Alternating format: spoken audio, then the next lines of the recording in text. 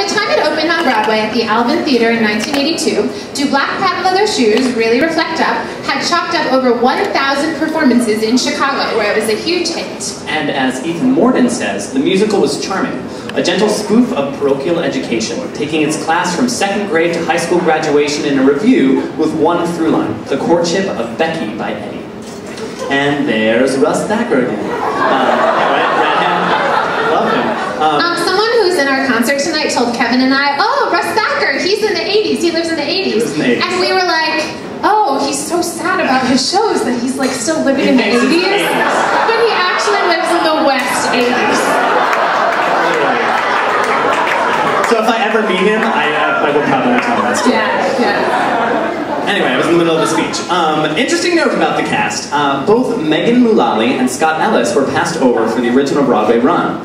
John R. Powers' book, based on his autobiographical novel, amusingly blended the comic with the simple reality of Catholic school. Freshman fall frolic. Nuns and sunglasses. This was the season. Nun glasses.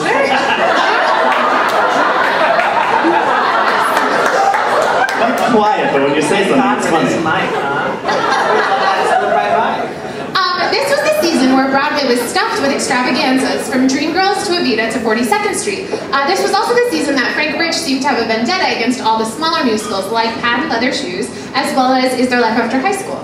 However, while the show's Broadway life was short-lived, it has gone on to have hundreds of productions. Original cast member John Stitt lent us some of his memories of doing the show. He couldn't be here tonight, but he lent us some memories. That is the original cast in front of the Alvin. This is like, oh my god, I love this picture. You can see Russ Thacker in his De Black Patent Leather Shoes shirt. That's Maureen Moore from Grey Gardens, who played Becky, the lead. You've got Jason Gra. It's a great picture. They all are so like joyful. They're so happy. Yes. And Don wrote, back to Don Stitt, Don wrote, between 1981 and 1987, I gave 800 performances as Felix in different productions of Do Patent Leather Shoes Really Reflect Up, which means I've spent roughly 100 entire days of my life running around in gray slacks and a clip-on tie. I've said roughly 4,000 Our Fathers and 4,000 Hail Marys, and I'll bet that beats out a lot of people who are actually Catholic. There's Don Stitt. Funny man. He also wrote, I have been in show business for 45 years now, and I have done a lot of things that have made people laugh. In all those years, the biggest single laugh I remember ever getting from a joke was on the line, bless me, Father, for I have sinned. Last week I lied twice, and I had 2,738 impure thoughts. Famed Broadway orchestrator Larry Hochman made his debut as a Broadway musical director on the original Black Patent Leather Shoes. He later went on to orchestrate 13 Broadway musicals, from Spamalot to A Class Act. Here to speak about Black Patent Leather Shoes is Larry Hochman.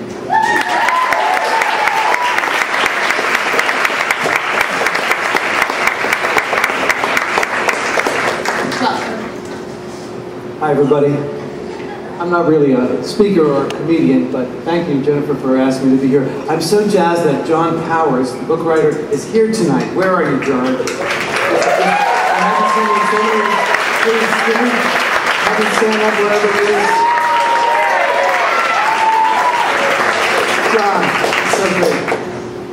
I wrote down a couple of, this is just a couple of slices of life. I spent so much time out of town in Patent Leather Shoes land. Birmingham, Detroit, Michigan. Just have some subtitles here.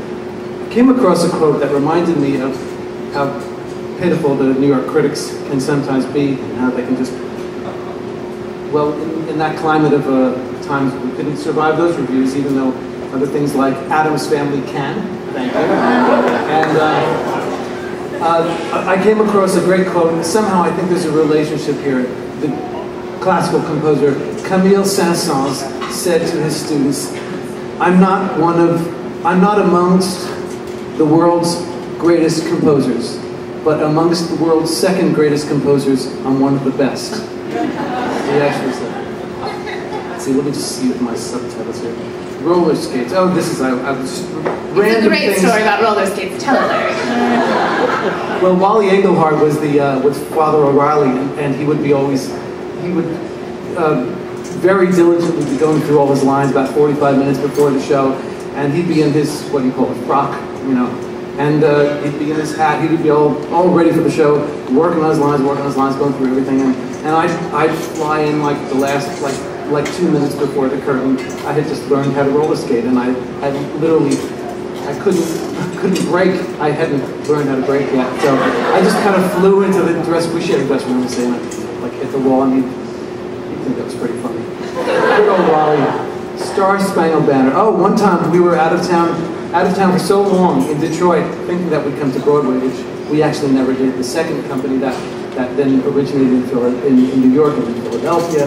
So we were the first hopeful pre-Broadway company, and Star Spangled Banner. We were asked to sing at the Tiger Stadium for the Tigers Yankee game, and I did an arrangement for our little choir, and we just ran out to the first base line and did this choral arrangement of the Star Spangled Banner, like totally random, right? And we also had a different version with alternate lyrics that we did backstage. Can't read this. Filler. Oh yeah. Oh, there were these little. John, I'm sure you remember this. Amongst the writers, there were 3 writers: John Powers and the lyricist-composer team, Jim Quinn and Rocco Jantz. And whenever in a book scene we need some little underscore or reprise of something, John would ask them for some filler. Consequently, in the songs, when we needed a little bit of dialogue, they would ask John for some filler. So, it was just about, each one thought, of course, theirs was more important than the others. What can we say? Oh, here's a very sad story. Is it okay? What, 2 more things? Okay. This is truly tragic. Alvin Theater, maybe 2 weeks before we opened, there was the idea that what we really needed in the second act was a very long ballet. You can't make this up. Well, it's good old Tommy Walsh, who we lost a couple of years ago. Tommy Walsh, great guy. Chorus line reference. But it was a little misdirected. He really believed in this ballet. This was like kind of a medley of like Russ Thacker coming on as a pirate, and it was just so bad. But he convinced the producers that the way to really see if it would save the second act is to make sure we had it fully orchestrated. I mean, we all knew it was like dying and making it like not as good a second act. But the producer said, okay, we'll spend $10,000 to have it orchestrated and copied over the weekend. And we came in, and Jay Dreyer, the orchestrator, I knew he'd been up like several nights in a row, and we were about to read it down. And I just had the feeling that we were going to play this once and only once. And I just said, I knew he'd like to get tapes of things. I said, Jay, you should like run your cassette like right now.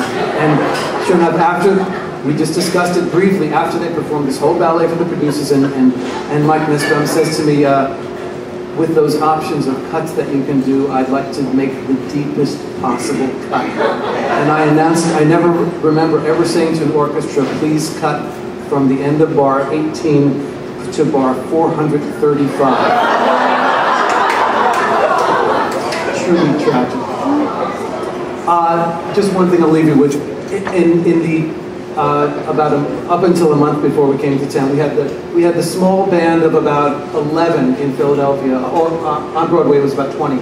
So I was standing up conducting on Broadway. But in the pits of Philadelphia, I was playing piano and also Hammond organ for the show and conducting. And it was a fun book to play because most of it was show piano music. Anybody wants to sign it? Show music, and playing piano and conducting, and bringing in the priest at the right moments. John, you reminded me that I had to give him every single one of his lyrics in the show. I had to learn his part better than my own.